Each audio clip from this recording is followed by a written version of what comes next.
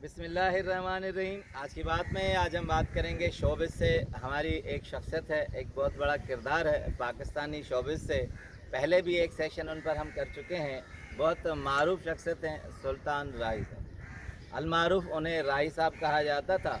बज़ाहिर तो आम लोग ये समझते थे कि वो आम करेक्टर का आदमी है, मगर अगर उनकी ज़िंदगी को गौर किया जाए तो न सिर्फ फिल्मों में मगर आम ज़िंदगी में भी वो बहुत बड़ी शख्सियत है।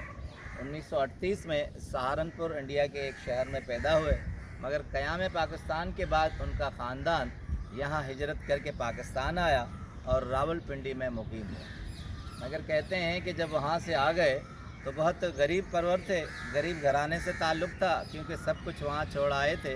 उसके बाद कहते हैं कि सुल्तान राही साहब ने कुरान पाक पढ़ना सीखा, मगर घर में कुछ भी नहीं होता था। एक सिंपल चटाई होती थी सादी सी, उस चटाई पर उन्होंने कुरान पाक पढ़ना सीखा और वहीं पढ़ते थे। और उसके बाद कहते हैं कि बचपन से ही उन्हें शौक़ था कि वो फिल्मों में काम करें, मगर इस्तेदाद नहीं थी। मगर इसी पादाश में वो पिंडी से लाहौर शिफ्ट हो गए। जब लाहौर गए तो कहते हैं कि वो स्टूडियो से घर और स्टूडियो से पैदल जाते थे, किराया नहीं होता था। और ख़ुद भी बताते हैं कि मैं कई दिन फाके से होता था, क्योंकि जेब में पैसे नहीं होते थे। कई अरसे तक स्टूडियो के बाहर खड़े रहे। मोहम्मद कबीर खान ने अपने इंटरव्यू में बताया था, एक उजड़ा सा स्टूडियो था, बहुत पुराना। कहते थे ये वो स्टूडियो है जहां मैं कई दिन बाहर खड़ा होता था। तो मुझे एक दिन राही साहब आए थे और उन्होंने मेरा कांधा थपकाया था और कहा था कि मैं भी कई अरसे तक यहीं खड़ा रहा था, एक दिन तुम भी मेरी तरह अंदर आओगे। तो सुल्तान राही साहब को मौका मिल गया, मगर कई अरसे तक कहते हैं एक्स्ट्रा रोल में आए, और उस एक्स्ट्रा रोल में उन्हें विलन का भी किरदार करना पड़ा। कई फिल्में इसी तरह की, मगर उन्हें कोई लीडिंग रोल नहीं मिला, वो नामवर नहीं हुए। कहते हैं 7-8 साल का अरसा इस तरह गुजर गया। एक फिल्म थी 1956 में जो बननी थी, उसके मेन कैरेक्टर जो थे वो सावन थे, मगर सावन ने चूँकि मसरूफियत की बिना पर या कुछ और वजूहात पर न जाने क्या सोचा कि इनकार कर दिया, और वो राही साहब को वो फ़िल्म मिल गई और उस फिल्म का नाम था बशीरा। बशीरा जैसा ही फ़िल्म बनी, सुल्तान राही उसमें हीरो आए और वो फ़िल्म बहुत कामयाब गई। बॉक्स ऑफिस पर उसका नाम हुआ और दुनिया को पता चला कि सुल्तान राही एक अच्छा एक्टर है। अच्छे एक्टर के तौर पर उसने बशीरा में मनवा लिया अपने आप को। ठीक कुछ अरसे के बाद 1970 में अहमद नदीम कासमी साहब का एक नावल था, उस नावल पर एक फ़िल्म बनी वहशी जट, और उसके सारे किरदारों के नाम भी अहमद नदीम कासमी ने रखे थे। और ये वहशी जट में मेन किरदार हीरो में सुल्तान राही आए, मगर वो वहशी जट ऐसा था जिसे पूरे मुल्क में पजीराई मिली। अब सुल्तान राही एक नाम बन गया था और वो एक हीरो के नाम पर पाकिस्तान फिल्म इंडस्ट्री में मुतारफ़ हो गया। मगर हैरत की बात यह है कि ठीक 4-5 साल के बाद 1989 में एक फ़िल्म बनती है जिसने पूरी दुनिया में एक नाम कर दिया, और वो थी मौला जट। मौला जट में सुल्तान राही ने काम क्या किया, कहते हैं पूरी पाकिस्तान की फ़िल्म इंडस्ट्री की हिस्ट्री में जहां बहुत बड़े नाम हैं, मोहम्मद अली, नदीम, वहीद मुराद, जिनका डंका बजता था, मगर पूरे पाकिस्तान फ़िल्म इंडस्ट्री में मौला जट की बिज़नेस आज तक कहते हैं कोई नहीं कर सका। वो एक सिंबल इस्तारा बन गया। बहुत बड़ी बात है कि लंदन में जो मादाम तुस्साओ म्यूज़ियम है, वहाँ सुल्तान राही की मौला जट का किरदार वहाँ मोम से बनाया गया। ये किसी और का इससे पहले नहीं बना था। बहुत हैरत अंगेज़ बात थी। पूरे 700 फिल्मों में सुल्तान राही ने काम किया। आस्ते आस्ते वो दुनिया की एक सेलिब्रिटी बन गए।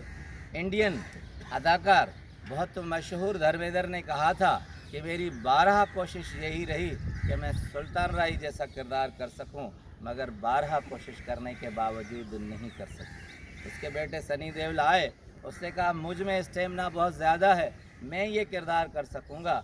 मगर दुबई में बताते हैं मुस्तफ़ा कुरैशी के मुझसे ये मिले थे, उन्होंने कहा हम सैकड़ों कोशिशें और सैकड़ों फिल्में बना चुके, मगर आप जैसा किरदार हम नहीं कर सके। बहुत हैरत की बात है कि पाकिस्तान फिल्म इंडस्ट्री में किसी भी एक्टर का, अदाकार का नाम नहीं है जो गिनीज़ बुक में आए वो सिर्फ़ और सिर्फ सुल्तान राही का है। और हैरत की बात है कि एक दिन में 6 से 7 फिल्मों में काम करते थे, हर जगह पहुंच जाते थे। कहते हैं वक्त के बड़े पाबंद थे, 5 मिनट पहले आते थे और अपना किरदार करते थे और फिर दूसरी फिल्म की तरफ जाते थे। दूसरी हैरत की बात यह है कि बड़े तहज्जुद गुजार थे। कहते हैं कभी तहज्जुद की नमाज उन्होंने कभी भी मिस नहीं की थी।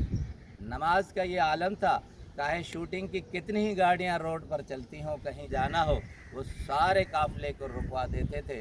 उमर शरीफ साहब ने एक मरतबा कहा था कि मैं उनकी गाड़ी में था, पहुंचना भी ज़रूरी था, मगर उन्होंने एक जगह गाड़ी रुकवाई, पीछे पूरा काफ़िला रुक गया। वो एक बंद मस्जिद का दरवाज़ा खोल के पहले उन्होंने झाड़ू दी थी, फिर उन्होंने नमाज़ पढ़ी थी, उसके बाद फारिग होकर आए थे तो सारा काफ़िला इंतज़ार में था, फिर वो वहाँ से निकल पड़े। कहते थे गरीब परवर आदमी थे, इतनी बड़ी शोहरत और इतनी ज़्यादा दौलत कमाने के बाद भी उनकी शख्सियत पर कोई असर नहीं पड़ा था। जब फिल्म की शूटिंग शुरू होती थी तो उससे पहले वो आम कैमरामैन से, छतरी वाले से, पान वाले से, हर एक से मिलते थे और उनसे घर का अहवाल पूछते थे। कोई ज़रूरत होती थी उसी सेट पर उनकी मदद करते थे। मगर बहुत से ऐसे घराने हैं जो उनकी फौतगी के बाद पता चला कि वो घरों को चलाते थे, लोगों को हज करवाते थे, उम्रा करवाते थे, मगर बंद मुट्ठी थी, कभी खोली नहीं थी, बताते नहीं थे। बहुत ही आला शख्सियत के हामिल जितने बड़े हीरो थे, आम ज़िंदगी में उतने ही बहुत अजीम किरदार के मालिक थे। मगर बहुत ज़्यादा काम करने के बावजूद वो थके नहीं थे, अपने बाम और उरूज पर थे। तो एक मर्तबा रोड पर, गुजरांवाला रोड पर जा रहे थे तो 1996 में एक गुमनाम गोली ने उन्हें हमेशा के लिए दुनिया से उठा दिया। एक ख्वाहिश थी, फिल्मसाज कहते हैं कि हमें वो कहते थे कि मुझे रोमांटिक हीरो बनाओ, मैं रोमानवी किरदार अदा करना चाहता हूँ, मगर डायरेक्टर उन्हें कहते थे कि राही साहब, लोग आपको इसी तरह देखना चाहते हैं, खूनख्वार देखना चाहते हैं, आपकी आंखों में वहशत देखना चाहते हैं, वो आपकी आंखों में प्यार देखना नहीं चाहते। कहते हैं कि पलंग पर कभी भी ज़िंदगी में नहीं सोए। अनवर मकसूद साहब को इंटरव्यू दिया था, वो भी फर्श पर थे। उन्होंने कहा था कि आप कितने अरसे के बाद घोड़े से उतरकर फर्श पर बैठे हैं?